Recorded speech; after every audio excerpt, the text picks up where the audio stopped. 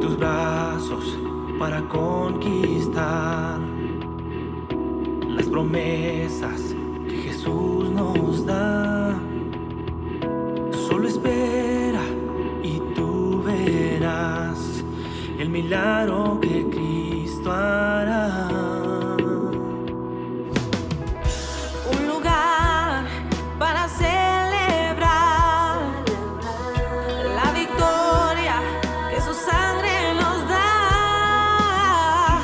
Solo confía y cree en Él, que en familia lo encontrará.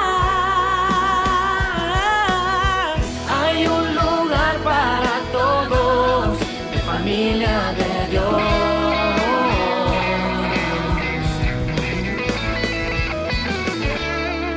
Familia de Dios.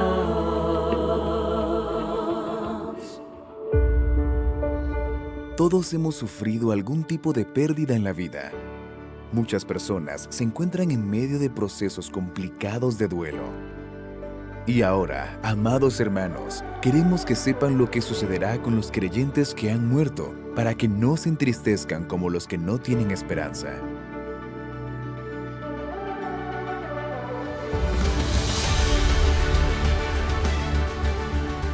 Duelo y fe.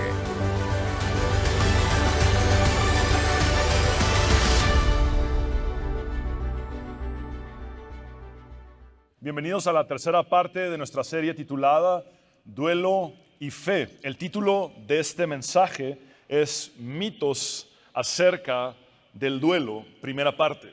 Mitos acerca del duelo, primera parte.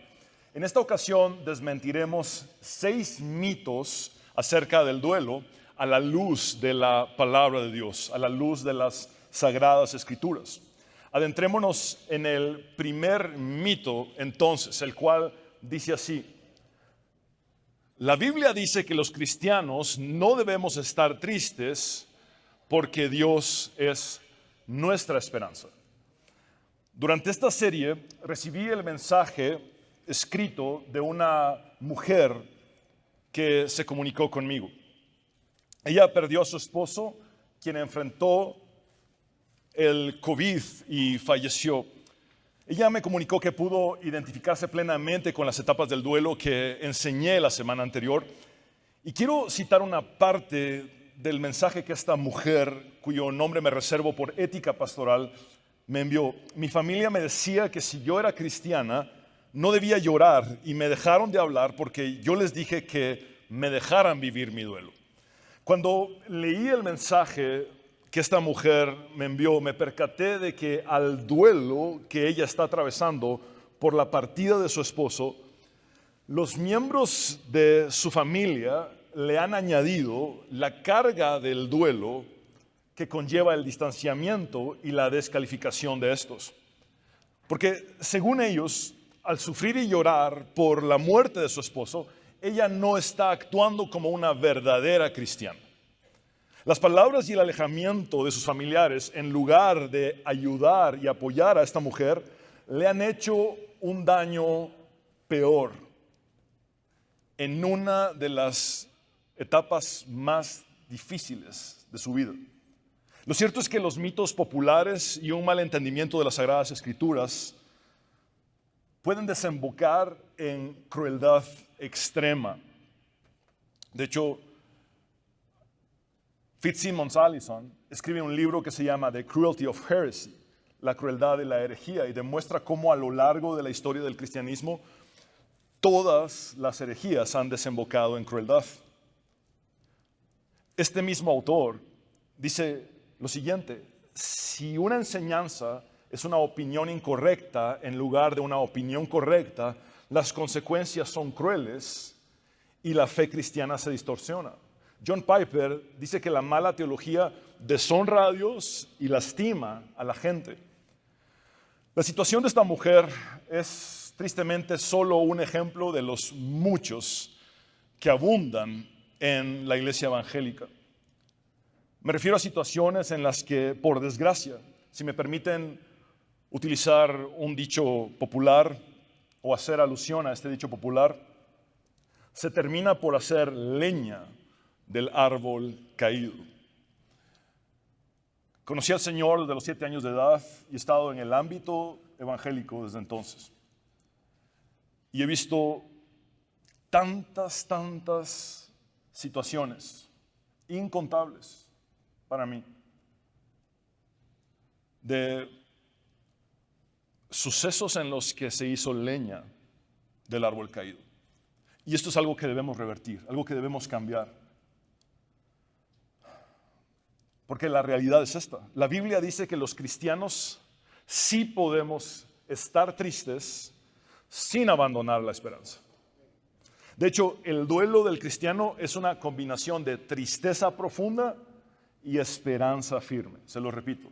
El duelo del cristiano es una combinación de tristeza profunda y esperanza firme. En 1 Tesalonicenses 4:13, Pablo dice: hermanos, no queremos que ignoren lo que va a pasar con los que ya han muerto, para que no se entristezcan como esos otros que no tienen esperanza. Pablo habla aquí de 2 grupos de personas: los creyentes y los no creyentes. Él dice que la diferencia entre el duelo de los creyentes y el duelo de los no creyentes es la esperanza.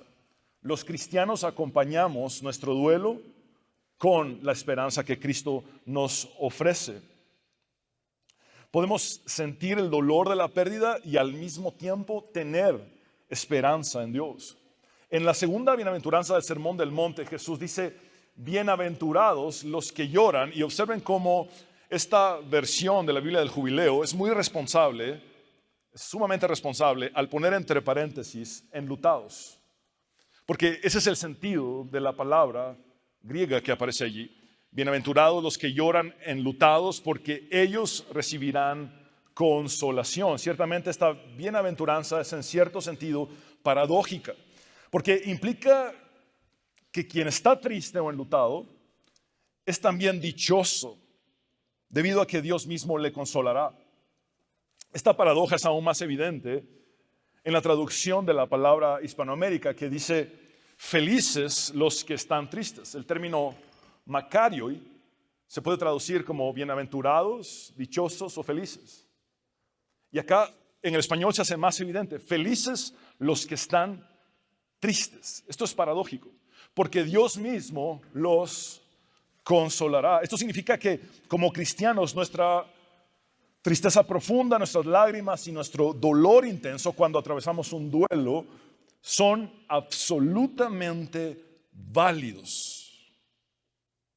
Pero a la vez, en nuestro padecimiento extremo, podemos tener esperanza en Cristo y sabernos dichosos porque Dios mismo ha prometido consolarnos. El principio divino es que la verdadera felicidad no está en la ausencia de dolor, sino en la certeza del consuelo de Dios para nosotros. Se lo repito, la verdadera felicidad no está en la ausencia de dolor o duelo, sino en la certeza, la seguridad que nos ofrece el consuelo de Dios para nosotros. Por eso se puede ser feliz aún estando enlutado, porque tenemos esa promesa divina que nos garantiza que el consuelo de Dios es totalmente real para los cristianos. Pablo dice en 2 de Corintios capítulo 1, versículos 3 y 4, alabado sea el Dios y Padre de nuestro Señor Jesucristo, Padre misericordioso y Dios de toda consolación. Nuestro dolor, tristeza, sufrimiento y duelo no escapan del alcance de la consolación que Dios nos da. El apóstol Pablo continúa diciendo: quien nos consuela en todas nuestras tribulaciones, ¿para qué? ¿Querías saber el propósito del consuelo de Dios en tu tribulación? Aquí está. Para que con el mismo consuelo que de Dios hemos recibido, también nosotros podamos consolar a todos los que sufren. El cristiano debe llevar consuelo a los que sufren, no acusación, no juicio. El dolor que ahora padeces un día servirá para que seas un instrumento útil de Dios para llevar su consuelo a los que están enlutados, a los que están atravesando un duelo. Ese dolor tan intenso que te hace pensar que nunca vas a salir de esta, que nunca lo vas a superar o que nunca va a menguar. Déjame hoy garantizarte que si caminas el proceso de duelo de la mano de Dios, llegarás a ser un instrumento poderoso para llevar el mismo consuelo que de Dios has recibido a los que atraviesen por lo mismo que tú estás pasando ahora.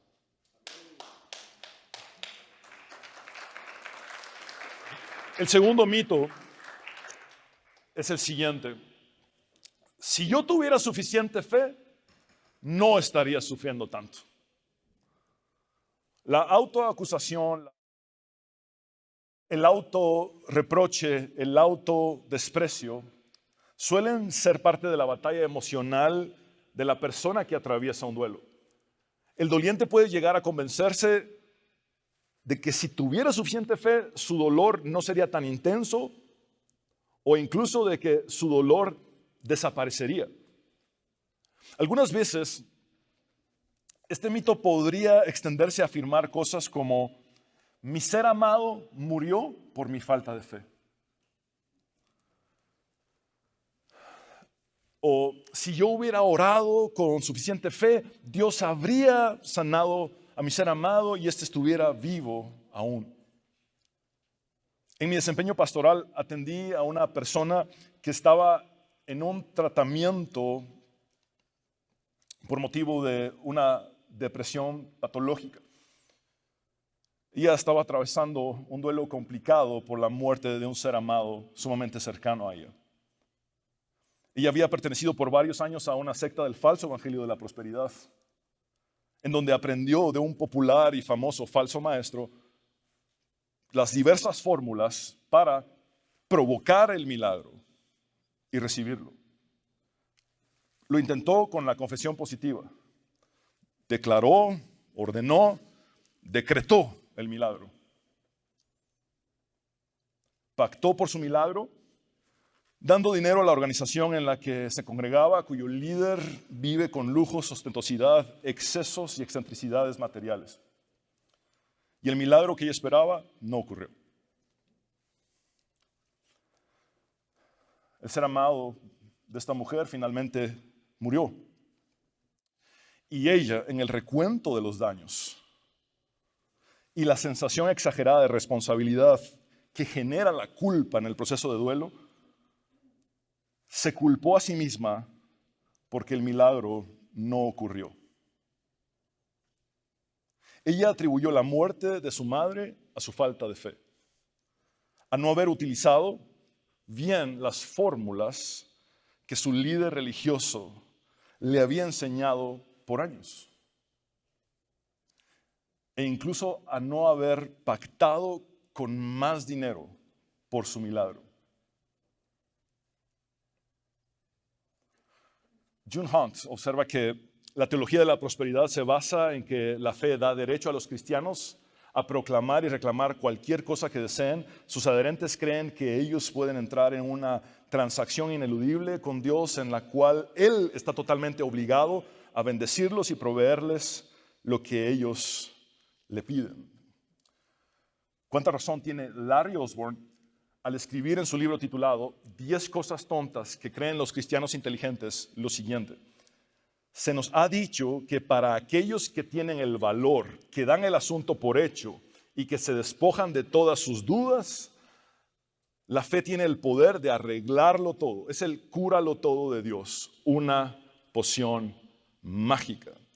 Evidentemente, este tipo de enseñanzas que denuncia Larry Osborne han sido dañinas para muchas personas, incluyendo a la persona que atendí en una depresión patológica, cuyo nombre me reservo por ética pastoral. ¿Cuál es entonces la realidad? Si amaste a quien murió, inevitablemente te dolerá mucho su partida, aun cuando tengas fe. El dolor y el sufrimiento no son evidencia de falta de fe. Muchos de los hombres y mujeres más espirituales y prominentes de la historia sufrieron pérdidas, penas profundas y depresión. De ellos podemos aprender que el sufrimiento puede producir fe y carácter en formas que nada más puede hacerlo. Abraham, por ejemplo, es conocido como el padre de la fe. Él amaba a su esposa profundamente y la muerte de ella fue una experiencia muy dolorosa para él. Abraham mostró su amor y su dolor con su llanto por Sara. De hecho, estas son las primeras lágrimas registradas en toda la Biblia. Las lágrimas de Abraham son las primeras lágrimas que aparecen en toda la Biblia. Las lágrimas continúan apareciendo a lo largo del Antiguo Testamento. Las lágrimas continúan apareciendo a lo largo del Nuevo Testamento y continúan en nuestros días. Muchos de nosotros hemos derramado lágrimas por las distintas pérdidas que hemos sufrido. Pero también la Biblia, así como registra las primeras lágrimas, las de Abraham, que están en el relato bíblico, dice que llegará el día en que Dios enjugará con gloria todas las lágrimas, incluyendo las tuyas y las mías. Esto lo vemos en Apocalipsis capítulo 21, versículo 4. Abraham era un hombre de fe. De hecho, es puesto en el Nuevo Testamento como un modelo de fe para nosotros. Y este hombre de fe lloró la muerte de su esposa. Jamás sus lágrimas fueron una evidencia de incredulidad. Génesis capítulo 23, versículo 2 dice: y murió Sara en Kiriat Arba, que es Hebrón, en la tierra de Canaán, y Abraham fue o procedió a hacer duelo por Sara y a llorar por ella. Insisto en esto, las primeras lágrimas que se registran en el relato bíblico son las del padre de la fe, Abraham, por su amada esposa Sara cuando ella falleció. Las primeras lágrimas son debido al duelo. Amados hermanos, quiero ser enfático en esto. Nuestros seres amados no mueren por nuestra falta de fe. Job en su oración en el capítulo 14, versículo 5, le dice a Dios: tú has determinado la duración de nuestra vida. Tú sabes cuántos meses viviremos y no se nos concederá ni un minuto más. Jesús dijo en el Sermón del Monte, en el Nuevo Testamento: ¿quién de ustedes, por mucho que se preocupe, puede añadir una sola hora al curso de su vida? Como ves, tu ser amado no murió por tu falta de fe. Tu ser amado no murió porque no hubieses usado las fórmulas de la superfe que enseñan falsos maestros. Tu ser amado no murió más que por designio divino, por el misterio de la soberanía de Dios. Porque Dios había predeterminado y preestablecido desde la eternidad cuántos años, meses, semanas, días, horas, minutos, segundos y milésimas de segundo habría de vivir tu ser amado. No estamos en este lugar aleatoriamente. Tenemos al Dios soberano que tiene control de todo. En Hebreos capítulo 11 encontramos la galería de los héroes de la fe. En esta porción de las Escrituras también vemos las dos caras de la fe.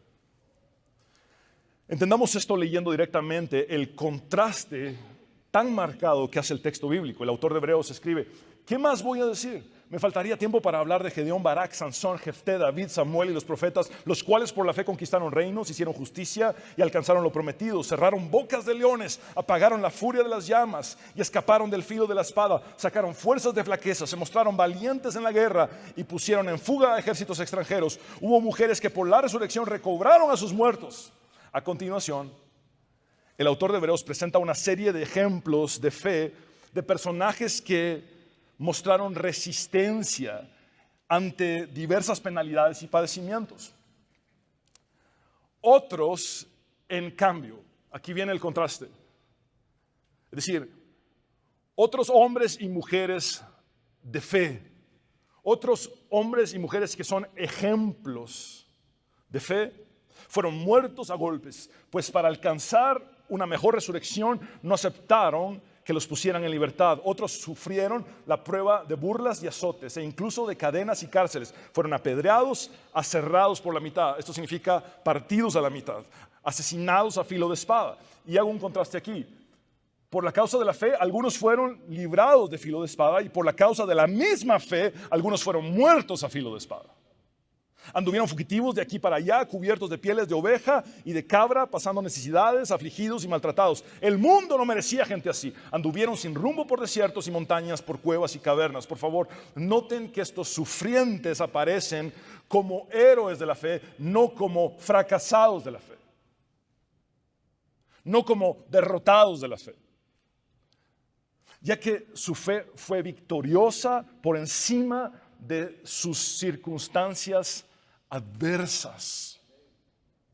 La verdadera fe tiene dos caras, ya que está preparada tanto para experimentar la victoria como para soportar el sufrimiento más extremo. Donald Hagner dice que la persona fiel no siempre experimenta liberación. La fe y el sufrimiento no son incompatibles. La fe, sin embargo, santifica el sufrimiento y hay en medio de la aparente derrota la apropiación de la promesa futura. El resultado temporal inmediato no es lo importante. La fe es lo que finalmente importa. Quiero resaltar nuevamente la siguiente línea. La fe y el sufrimiento no son incompatibles. Warren Wiersbe expresa lo siguiente: Dios no siempre cambia las circunstancias, pero puede cambiarnos a nosotros para que enfrentemos las circunstancias. Eso es lo que significa vivir por fe. Es decir, vivir por fe no significa que vamos a doblegar a Dios para que haga a como de lugar nuestra voluntad, sino que vivir por fe significa que estamos listos a recibir la respuesta soberana de Dios a nuestra petición, sea esta un sí, una espera o un no. Vivir por fe implica lo siguiente: sigo confiando en Dios, cualquiera que sea su voluntad, cualquiera que sea su respuesta a mi petición. Yo sigo confiando en Él. Eso es vivir por fe. Veamos el mito número 3. Si bloqueo el dolor el tiempo suficiente, este desaparecerá. El tiempo lo cura todo. La realidad es que necesitamos darnos tiempo para sanar, pero solo bloquear el duelo y esperar que el tiempo pase no traerá recuperación alguna. Ignorar nuestros sentimientos solo prolonga el dolor. El tiempo por sí solo no cura un corazón que está roto por la pérdida. Se los he dicho reiteradamente, el tiempo no cura nada, pero Dios nos va curando al paso del tiempo. Recordemos que el último enemigo a vencer es ¿quién? La muerte. Y que después de la caída, en Génesis capítulo 3, el proceso de duelo se convirtió en un recurso divino para llevarnos a la recuperación y la sanidad cuando hemos perdido a un ser amado. Dicho de una manera más explícita, la muerte es un enemigo, el proceso de duelo es un amigo que Dios nos da para ayudarnos cuando tenemos pérdidas irreparables en esta vida terrenal. Evadir el recurso sanador, es decir, evadir el proceso de duelo que Dios nos ha dado, solamente empeora las cosas. Sin embargo, permitirnos atravesar el proceso del duelo de la mano de Dios es lo mejor que podemos hacer para encaminarnos a la recuperación y la sanidad. La sabiduría del libro de Proverbios dice: la depresión se oculta con la risa, pero al final reaparece la tristeza. La versión de la Nueva Biblia Viva traduce el mismo versículo de la siguiente manera: la risa puede ocultar un corazón adolorido, pero cuando acaba la risa, queda el dolor. Evadir o evitar el dolor no hará que éste disminuya.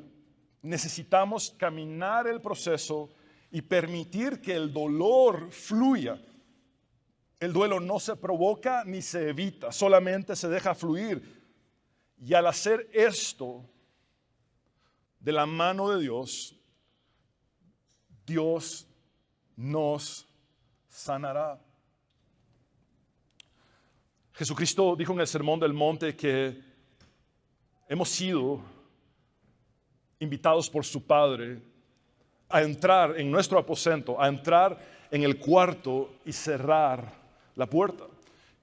Jesucristo nos dice que más allá de orar en público, como lo hacían los religiosos hipócritas, busquemos a Dios en la intimidad. Esta es una invitación tácita de Dios. Hablé con un hombre de Dios hace unas semanas que con lágrimas en sus ojos, después de escuchar el primer mensaje de esta serie del duelo, me dijo: pastor, efectivamente, la forma más segura para llevar mi proceso del duelo fue meterme en el cuarto con Dios, cerrar la puerta y en la intimidad delante de mi Señor derramar mi dolor.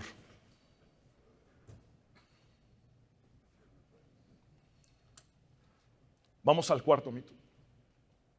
El duelo es un proceso predecible. Todo el mundo atraviesa el duelo de la misma manera. Debería haberlo superado ya para cierta fecha. Aun cuando varias personas podamos experimentar algo similar, no significa que el duelo sea la misma experiencia para cada uno de nosotros. Esta es la realidad. Aunque se pueden anticipar algunos sentimientos y etapas del duelo, el proceso es desordenado y único para cada individuo. Aun cuando varias personas tengan en común la pérdida de un mismo ser amado, ninguna de estas experimentará exactamente lo mismo en su proceso de duelo. El proceso de duelo no debe ser comparativo. No se mide quién está peor y quién está mejor. Simplemente se permite que cada persona, cada integrante de la familia lleve el proceso de duelo conforme lo va necesitando. La duración del proceso de duelo es distinta para cada persona. Una de las preguntas que ha surgido de entre ustedes a lo largo de esta serie es: ¿cuánto dura el proceso de duelo? Y la respuesta que puedo darles es que cada persona tiene un ritmo diferente al atravesar su duelo.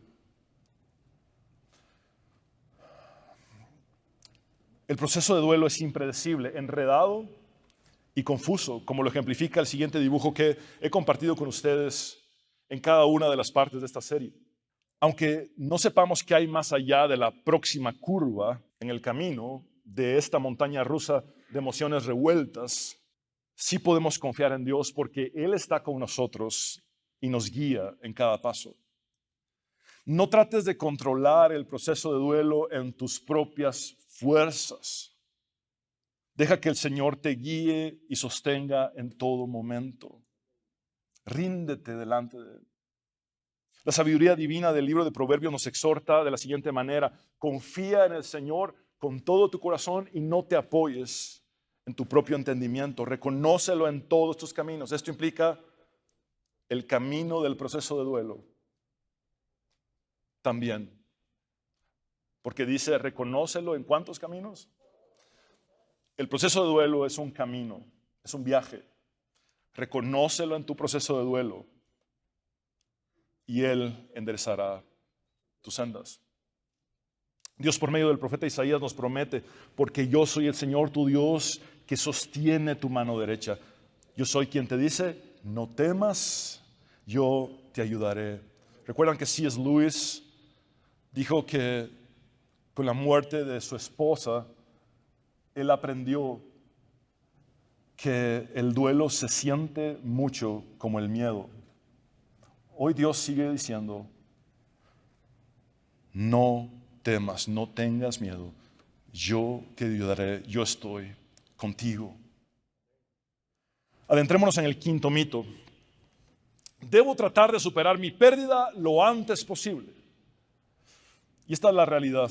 Normalmente las personas no podemos ni debemos intentar superar las pérdidas significativas como la muerte de un ser querido. El dolor siempre estará presente de alguna manera, ya sea que éste se manifieste de forma permanente o intermitente. Aunque gran parte del dolor agudo y la depresión desaparecen cuando procesamos el duelo de forma saludable, es posible que siempre tengamos una sensación de pérdida en el fondo. El proceso de duelo no consiste en superar la pérdida, sino en aprender a vivir con la realidad de la pérdida. Se lo repito, el proceso de duelo no consiste en superar la pérdida, sino en aprender a vivir con la realidad de la pérdida. En 2 de Samuel capítulo 12, versículos 22 y 23, leemos el siguiente relato. Y David les dijo: cuando el niño aún vivía, yo ayunaba y lloraba y decía: tal vez el Señor se compadezca de mí y deje vivir al niño, pero ahora que el niño ha muerto, ¿de qué me sirve ayunar? ¿Acaso podría yo devolverle la vida? Yo puedo ir a donde él está, pero él ya no volverá conmigo. David acepta que la pérdida de su hijo es irreparable y permanente en este mundo terrenal. De alguna manera, el sentimiento de la pérdida siempre estará presente en el fondo de nuestros corazones. El dolor saldrá a flote ocasionalmente cuando hay un detonante, como una fecha, un olor, una comida, una canción, un recuerdo especial. Nuestra meta no es superar la pérdida, sino aprender a vivir con ella. Esto requerirá que hagamos ajustes para adaptarnos a una nueva normalidad de vida, a un nuevo estilo de vida que ya no tiene en su esquema a la persona que partió. Mito número 6. Si lloro mi pérdida, solamente empeoraré las cosas. Y esta es la realidad. Bloquear el llanto es contraproducente. Esto solamente atrasará y entorpecerá el proceso de duelo. Esforzarnos por no llorar o callar nuestras lágrimas es como mantener cerradas las esclusas de un dique. Eventualmente, la presión hará que la presa se rompa y una inmensa oleada de emociones se desbordará sobre nosotros, afectándonos, pero también se desbordará afectando a quienes nos rodean. Porque, seamos honestos, nuestras emociones no solamente nos afectan de forma personal, también afectan a los que están cerca de nosotros. Si bloqueamos nuestras emociones, la presión emocional que éstas producen se irá incrementando en lo profundo del alma hasta reventar. Cuando nos bloqueamos emocionalmente, no podemos sentir mucho de nada. Nos volvemos insensibles ante lo bueno y lo malo. Es impresionante. Intentamos bloquear el duelo, pero cuando nos percatamos, ni siquiera sentimos lo bueno. Ni siquiera sentimos las cosas que podrían ocasionarnos alguna alegría. Es como si bloqueáramos todas nuestras emociones en alguna medida. Nuestra salud y vitalidad en general se resienten y pagan las consecuencias. Es de aquí donde surgen enfermedades psicosomáticas, por ejemplo, por dolores reprimidos, por emociones que hemos guardado en nuestra alma, convirtiéndola en una especie de bodega de dolor que termina por afectar nuestro cuerpo físico. Por eso también el principio que Pedro dice, echen toda su ansiedad, echen todo lo que les preocupa, todo lo que les afecta en Dios, porque Él tiene cuidado de ustedes, porque ustedes le importan a Dios. El predicador de Eclesiastés nos dice que vale más llorar que reír, pues entristece el rostro, pero le hace bien al corazón.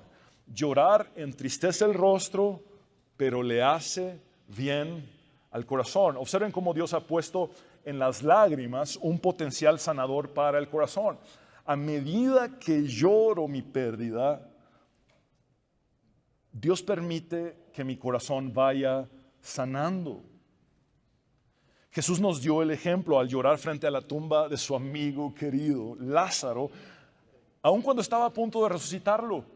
El versículo más corto de la Biblia nos relata que Jesús lloró. Este versículo, además de ser el más corto de toda la Biblia, es también uno de los más poderosos, porque aquí Jesús, el Verbo hecho carne, expresa su duelo por la muerte de su amigo querido, dándonos así el permiso a hacerlo nosotros también.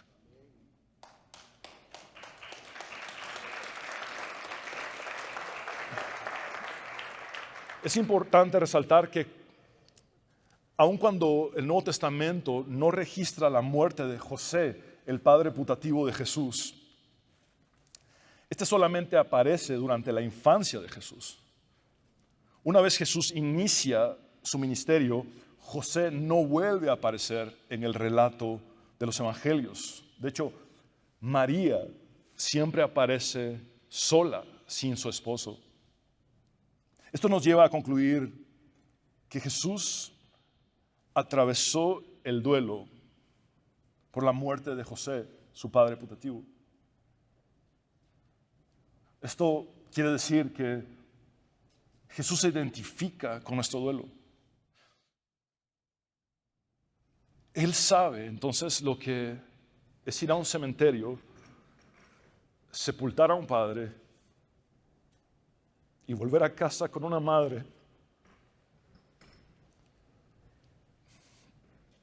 Él conoce ese dolor y nos ha mostrado con sus propias lágrimas que nosotros tenemos esa libertad de llorar con la confianza de que un día Dios enjugará nuestras lágrimas, pero también llorar con la seguridad de que un proceso de duelo conforme a Dios hará que las lágrimas vayan llevando sanidad al corazón. Jesús entiende plenamente tu duelo.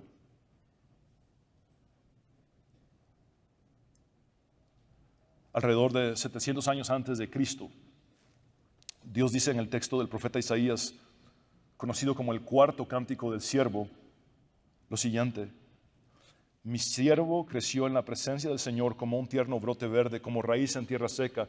No había nada hermoso ni majestuoso en su aspecto, nada que nos atrajera hacia Él. Fue despreciado y rechazado, hombre de dolores, conocedor del dolor más profundo. Esto también puede traducirse como varón de dolores, hecho para el sufrimiento. Nosotros le dimos la espalda y desviamos la mirada. Fue despreciado y no nos importó. Sin embargo, fueron nuestras debilidades las que Él cargó. Fueron nuestros dolores los que lo agobiaron. Y pensamos que sus dificultades eran un castigo de Dios, un castigo por sus propios pecados, pero Él fue traspasado por nuestras rebeliones y aplastado por nuestros pecados. Fue golpeado para que nosotros estuviéramos en paz. Fue azotado para que pudiéramos ser sanados.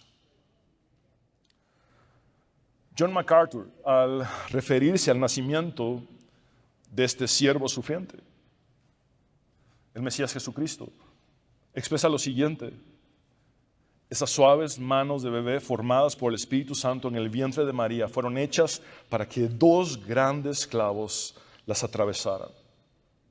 Esos pequeños pies regordetes eran para subir una colina y ser clavados en una cruz. Esa cabeza sagrada fue hecha para llevar una corona de espinas. Su tierno cuerpo envuelto en pañales sería atravesado por una lanza para revelar un corazón roto. La muerte de Cristo no fue un accidente. Él nació para morir.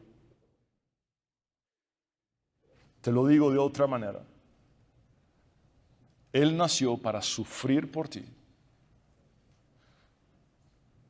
y también para sufrir contigo. Su muerte en la cruz es expiatoria. Esto significa que Él no solo murió por nosotros, sino que además murió en nuestro lugar. Él sufrió por ti lo indecible al morir en la cruz del Calvario, pero en el presente Él sufre contigo. Él fue el mismo que dijo: yo estaré con ustedes todos los días hasta el fin del mundo. Él es el que sigue diciendo: no te dejaré ni te desampararé. Él no te abandonará. El autor de Hebreos nos recuerda que Jesucristo se identifica plenamente con nosotros, porque no tenemos un sumo sacerdote incapaz de compadecerse de nuestras debilidades. Compadecerse significa sufrir con alguien. Jesús puede identificarse con nuestro sufrimiento porque Él conoce el dolor más profundo. Si alguien es conocedor del sufrimiento, es Jesús. Así que Él puede compadecerse de nosotros.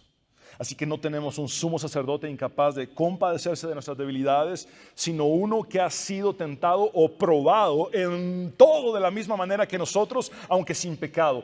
Jesús soportó todos los niveles de tentación y prueba sin cometer pecado alguno. Así que acerquémonos confiadamente al trono de la gracia para recibir misericordia y hallar la gracia que nos ayude en el momento que más la necesitemos.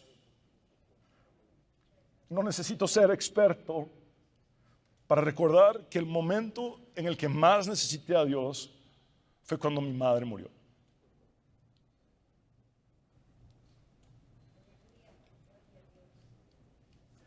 Y puedo testificar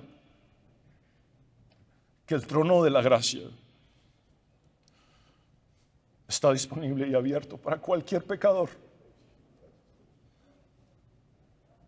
para cualquier doliente. Este es el momento de acercarte al trono de la gracia, sabiendo que es de Jesús, aquel que es experto en dolor y sufrimiento y que entiende lo que estás atravesando, de donde vendrá tu socorro oportuno. Es de Jesucristo.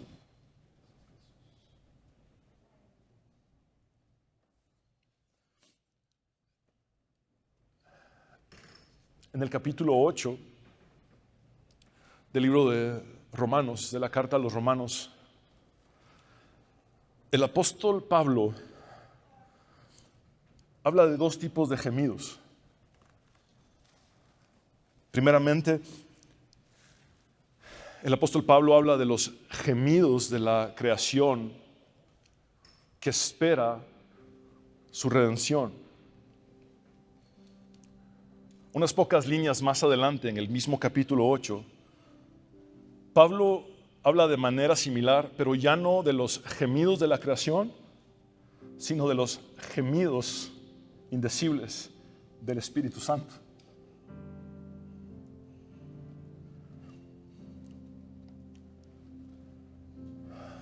Gemidos tan profundos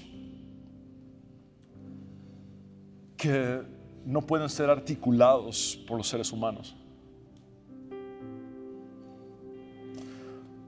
Leamos Romanos 8:26. De igual manera el Espíritu nos ayuda en nuestra debilidad, pues no sabemos qué nos conviene pedir, pero el Espíritu mismo intercede por nosotros con gemidos indecibles. Gemidos de una creación que espera la redención y gemidos indecibles del Espíritu Santo, que obran cuando esta creación no sabe ni cómo orar. El duelo puede llevarte a un punto donde ni siquiera sabes qué pedirle a Dios. Pero tu seguridad es que al lado de tus gemidos por el sufrimiento de la partida de tu ser amado están los gemidos indecibles del Espíritu Santo. Varios teólogos, entre ellos el alemán Jürgen Moltmann, han propuesto que los gemidos indecibles implican que el Espíritu Santo sufre junto a nosotros en nuestras pruebas, aflicciones, dolores y angustias. El Espíritu Santo se abaja y participa de nuestro dolor y sufrimiento. Sus gemidos son un signo de dolor. Los gemidos de la creación son un signo de dolor que espera la redención. Los gemidos del Espíritu Santo son un signo de dolor, porque Él participa del nuestro.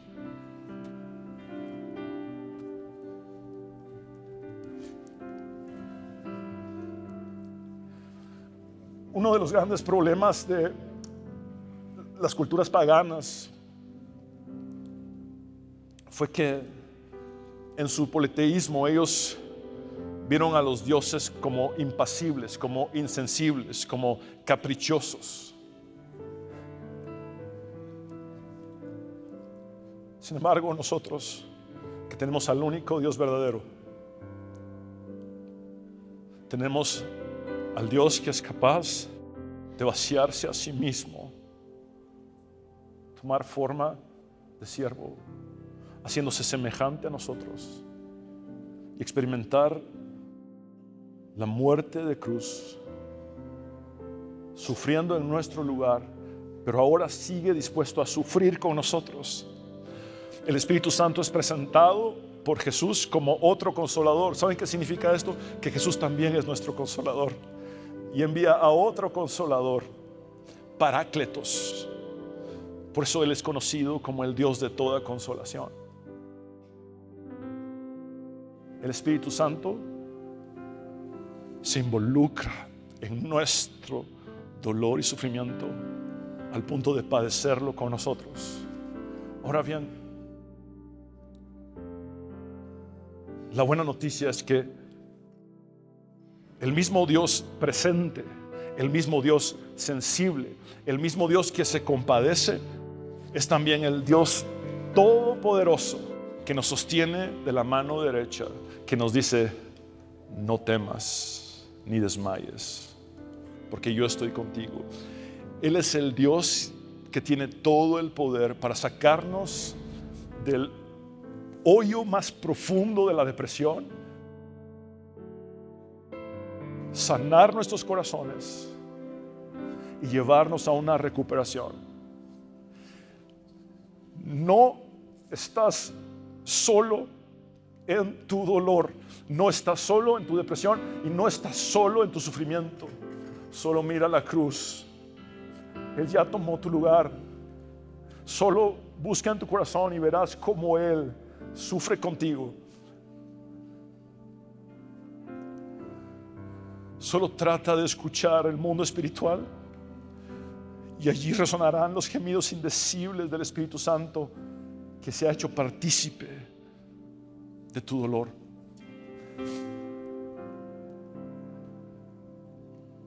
Bienaventurados, dichosos, felices los que lloran, los enlutados, porque Dios mismo, el Dios de toda consolación, el Dios que se compadece, que es sensible, que conoce el sufrimiento más profundo, los consolará.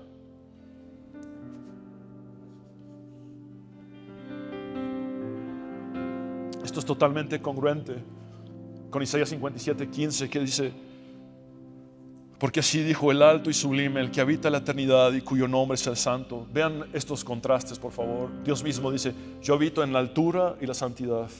Él está en lo más alto, pero llega hasta lo más bajo, porque Él también dice: estoy con el quebrantado y humilde de espíritu, para hacer vivir el espíritu de los humildes y para vivificar el corazón de los quebrantados.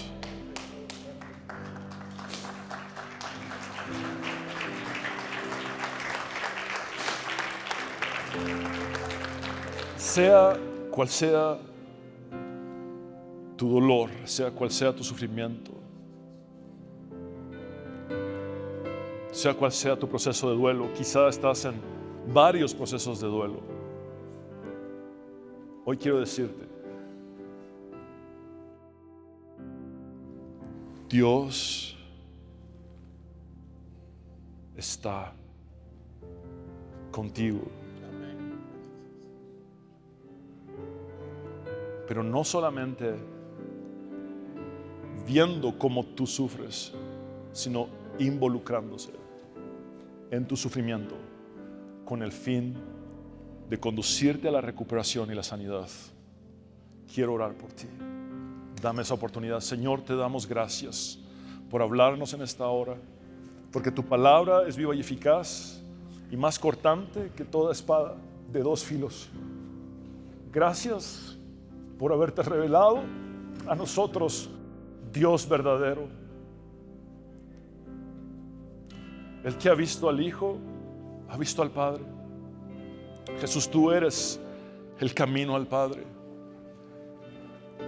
Señor, tú mismo pediste al Padre que nos enviara otro Consolador, el Espíritu Santo.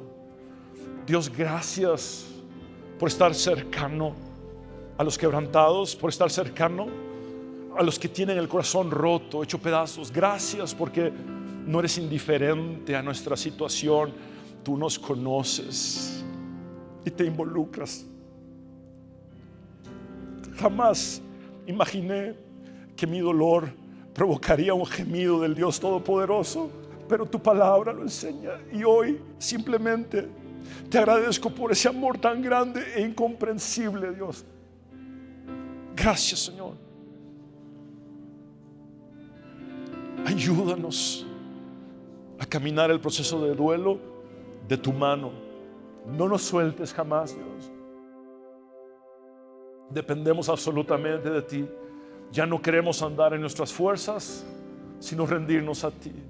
Señor, solo tú puedes salvarnos, solo tú puedes sanarnos, solo tú puedes conducirnos a la recuperación y darnos sabiduría para hacer los ajustes y adaptaciones necesarias para esta nueva vida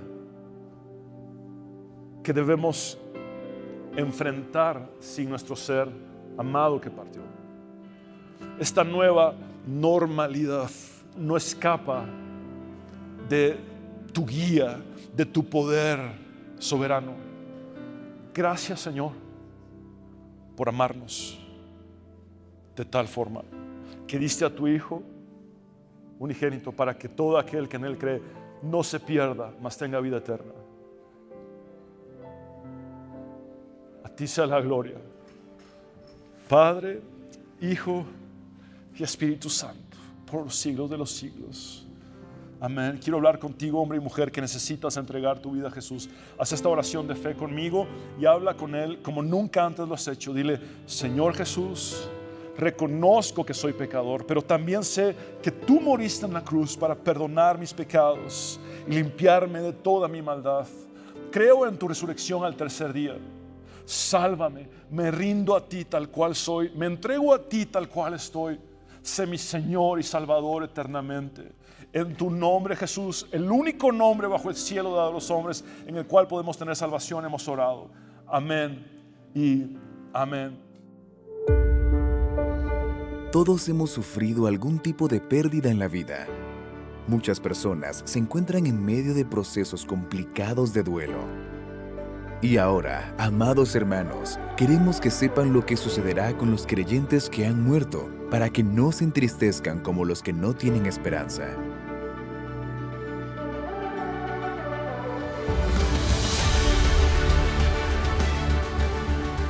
Duelo y fe.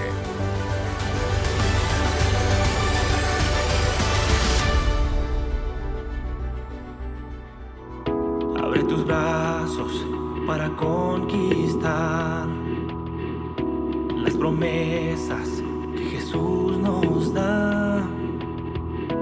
Solo espera y tú verás el milagro que Cristo hará. Un lugar para celebrar la victoria que su sangre nos da.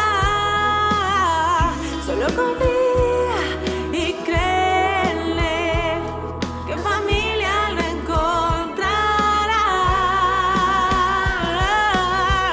Hay un lugar para todos, en familia de Dios.